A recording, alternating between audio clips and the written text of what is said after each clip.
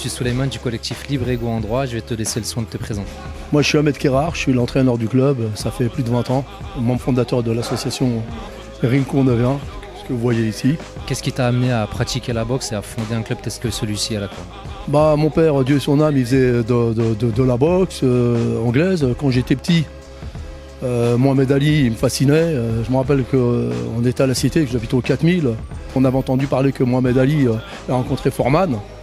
Et nous, on le kiffait parce que Mohamed Ali, il représente aussi des valeurs sur le racisme, sur la ségrégation, pas spécialement que les Noirs. Parce que moi, en tant qu'Algérien, j'ai subi aussi, au lendemain de la guerre d'Algérie, pas mal d'insultes, de ce genre de choses. Et puis les 4000 logements, c'est une cité nouvelle.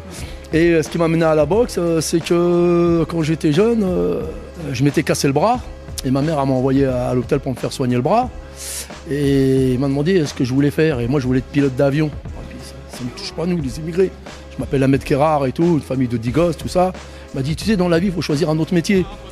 Je lui ai dit, un mécanicien automobile, c'est ce que j'ai fait pendant des années au noir, quand il n'y avait pas de travail, je me suis retrouvé au chômage. Et après, je suis devenu chauffeur-livreur, donc c'était le seul métier qu'on pouvait avoir dans les cités. Chauffeur-livreur quand tu n'as pas de diplôme, puisque j'ai un CAP de mécanique générale dans les poches, mais j'ai jamais travaillé là-dedans, il fallait que je fasse l'école. Et après, chauffeur-livreur, j'en ai eu marre de faire ce genre de truc, parce que c'était trop. Mais j'étais toujours dans le sport. Et quand je faisais de la boxe taille, et puis j'avais découvert aussi le kickboxing dans les années 70 avec autant où c'est que c'était beau, la Courneuve, les Juifs et les Arabes, tout ça, les pieds noirs, on travaillait bien ensemble, la main dans la main, ils nous avaient fait découvrir ce sport. Et dans les années 90, à la boxe taille, au Derek, il manquait un petit peu cruellement de la boxe anglaise. Et je me suis rappelé au beau souvenir de mon père et je suivais toujours un petit peu. Et on a eu l'idée avec un pote de monter un club. Puis ils m'ont dit ouais, il faut le diplôme et tout. Moi j'avais un faux diplôme de boxe taille, ils m'ont dit non, ça marche pas et tout. Je lui ai dit je vais étudier et tout. Puis je me suis lancé dans les études à près de 40 ans. J'ai passé mon brevet d'état. Ça allait pouvoir me donner aussi un métier parce que j'avais rien dans les mains. Je me suis dit ce que j'ai pas eu moi quand j'étais jeune, on va le mettre ici. J'ai fondé cette association-là. On a travaillé avec les jeunes. C'est les jeunes justement qui m'ont permis de devenir ce que je suis au jour d'aujourd'hui. Oui, bonjour, je m'appelle Béa Bibi, je suis boxeuse à la Courneuve et j'ai 17 ans. Ça fait à peu près 4 ans et demi, 5 ans que je fais de la boxe. J'étais venue accompagner mon frère et du coup j'ai demandé à faire une démonstration et il m'a laissé m'entraîner le lendemain. Et du coup après tout s'est enchaîné. J'ai fait le championnat de France éducatif, critérium. Et après j'ai fait 3 années éducatives et après je passe amateur. La première année j'étais partie au championnat de France. Ma catégorie a été fermée, du coup on a tenté ça l'année dernière. Et j'ai pris une ceinture. Félicitations. Bonjour, je m'appelle Lassana Konaté, j'ai 16 ans et je vis à Tremblay en France et je suis au club de Ring Cournevien. Ça fait combien de temps maintenant que tu pratiques ce sport? Ça fait 1 an. Est-ce que tu as pu te mettre à la compétition? C'est en projet? C'est pour plus tard? C'est comment? Moi j'ai pu faire une compétition, j'ai fait 2 compétitions. J'ai fait championnat espoir, j'ai été jusqu'en finale, j'ai perdu en finale. Et j'ai fait le championnat Île-de-France. Je suis parti jusqu'en demi-finale, j'ai perdu. Mais ça va aller la prochaine fois.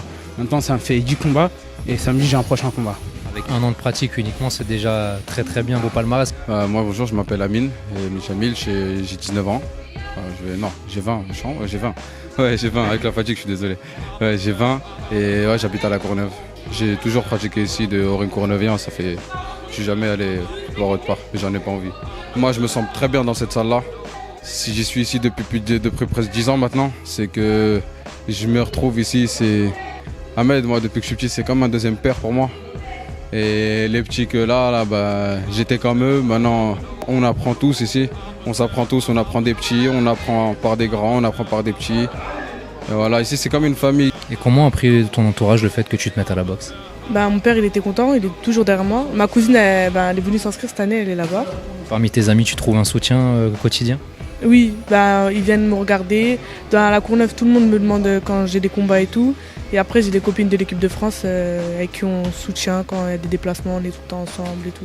Tu as réussi à transmettre ta passion à ton entourage et réussi à fidéliser ou amener des gens à la boxe avec toi? Oui, beaucoup de filles déjà. Avant, il n'y avait pas de filles, j'étais la seule fille. Et quand j'étais championne de France, du coup, dans le journal, les filles, elles sont amenées à venir. Elles sont tentées, elles voulaient savoir c'est quoi. Et ma cousine, elle est venue, du coup. Ils ont très bien vu, il y a certains se sont inquiétés parce qu'ils pensent que c'est très violent, ça peut être violent, mais il n'y a pas que de la violence dans la boxe. Et ils ont vu que j'avais maigri, ça a changé, mais aujourd'hui c'est mieux, je me sens mieux dans ma peau, je fais beaucoup plus d'exercices et je suis moins fatigué, donc c'est beaucoup mieux pour moi. Tu penses que le sport, la pratique d'un sport et les valeurs que ça véhicule permettraient de faire reculer un peu les différents types de violences et d'améliorer un petit peu le vivre ensemble au quotidien dans notre société? Franchement, oui. Pratiquer un sport, ça m'a permis de me calmer, de me canaliser, de prendre sur moi, respecter les autres, comme je respecte mon adversaire sur un ring, respecter les règles de vie. Il y a des règles dans la boxe comme il y a des règles dans la vie. Ça m'a appris voilà, le respect, l'humilité, beaucoup d'autres valeurs. Bien sûr, parce qu'aujourd'hui, sans la boxe, déjà je serais pas ici, je serais soit chez moi, soit dehors, et ça m'a inculqué des valeurs, genre de jamais abandonner. Je suis tout le temps à persévérer et viser plus haut. C'est pour ça qu'aujourd'hui, là je me suis entraîné, je me suis arrêté, et je vais tout de suite reprendre. Même avec le ramadan, c'est dur, on essaie d'y aller. Et Ahmed, il m'a inculqué des valeurs que j'aurais pas pu avoir juste en restant chez moi. Et avec ça, j'avance plus à l'école, à la boxe et dans la vie en général. Il y a beaucoup de personnes qui viennent dans le sport pour se canaliser, aider à être moins violent ou parce qu'ils ont des difficultés de comportement et tout. Petit à petit, je me suis dit qu'au-delà du sport, il fallait apprendre à ces petits de bien se comporter quand même, parce que la vie, elle allait être dure. Leur apprendre à se défendre dans la vie, pas se défendre au niveau des points, mais se défendre face à l'adversité. On a un savoir, il faut le donner. Il faut savoir pourquoi on le donne, sinon ça ne sert à rien. Si la Sana, admettons, il veut réussir, admettons, par le biais des JO, je me battrai. Comme je me bats pour ma petite boxeuse qui a été championne de France, quand bien même on ne calcule pas trop, parce que nous, le 93, j'ai l'impression qu'on est un département, entre guillemets, abandonné. Ça veut dire, on dit qu'on est un laboratoire, tout le 93, sur la Courneuve, Sevran, Aulnay, Villepin, tout ce qu'il y a derrière. Mais j'ai l'impression qu'en fin de compte, on se sert de nous, on donne, on injecte de l'argent, mais en vérité, on ne calcule pas. Et j'ai bien cette impression-là, tu vois ce que je veux dire?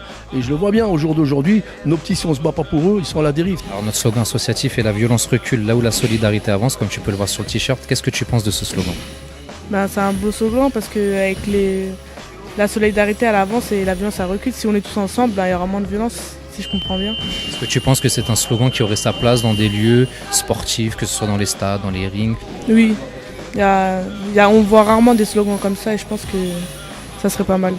Si nous sommes tous, il n'y aura aucune personne qui sera à l'égard, qui sera dans un autre entourage que nous. On devra partager les choses, on ne devra pas s'entretuer ou se faire la guerre pour rien. Si on est tous solidaires, si on est tous ensemble, on forme un bloc, c'est sûr qu'on ira voir personne pour chercher des problèmes, c'est sûr. Plus il y a de personnes solidaires qui marchent vers le même objectif, et plus ça incite les gens à la non-violence, je veux dire, si je peux dire comme ça. Une personne violente, elle va avoir un groupe de 5-6 personnes, lui faire la morale. Cette personne-là, elle va changer de cap et elle va peut-être réfléchir. C'est un bon slogan, mais voilà, il faut qu'on soit soudés et il faut qu'on travaille de concert justement pour empêcher ceux qui vont arriver dans pas longtemps à pas propager cette gangrène qui est cette violence gratuite, cette violence qu'on voit tous les jours sur l'internet, sur le téléphone, ce qu'on voit dans la rue, les mots faciles et tout. Écoutez, laissez tomber la violence parce que ça paye pas. Quels sont tes projets à l'avenir pour la boxe? Dès l'année prochaine, je vais m'inscrire au championnat de France pour pouvoir aller au CFA et être champion de France. Et pour plus tard être champion olympique, pour faire les JO. J'espère un jour faire les Jeux olympiques et être encore championne de France. T'es fixé un objectif de temps pour parvenir aux Jeux olympiques? Peut-être 2024. C'est tout. Surtout que c'est en France en plus. Ouais, voilà, c'est à Paris.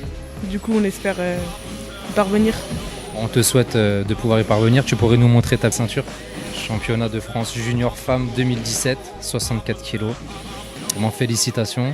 On espère que tu parviendras à tes objectifs et qu'on pourra te regarder à la télé pour les JO 2024. En tout cas, merci pour cette interview. Bon entraînement et à très bientôt. Merci, c'est gentil. Bon, avant de nous quitter, je vais présenter mon tableau. Alors mon tableau, c'est mon temps. Une partie de mon temps, une partie de ma vie se trouve ici. Alors donc, il y a des petits qu'on a aidés par solidarité. On a ce petit, on a monté un projet J. À la Courneuve, il a monté ce petit Fatah, il a monté une école de conduite et s'appelle Solidaire Permis. Il s'en est bien sorti, on l'a dit à des projets pour monter un projet J. Les personnes que je te montre d'un point rouge, c'est des personnes qui sont décédées, qui étaient chez nous, que la vie a repris. Tu vois. Il est parti, il avait 19 ans, ce petit, c'était de la famille, tu vois. Voilà, l'association Ring Cournevien, c'est ça.